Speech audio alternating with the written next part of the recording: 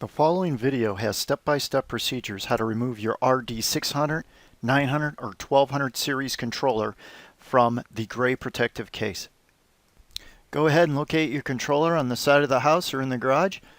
Unlock it, expose the controller. Off to the right-hand side there's a tab. Flip the controller over. Simply remove a 16 to 20 pin gray ribbon connector. Then put the timer perpendicular to your chest and pull it out of two snap-in hinges. Once you are done removing the controller, simply close up your case.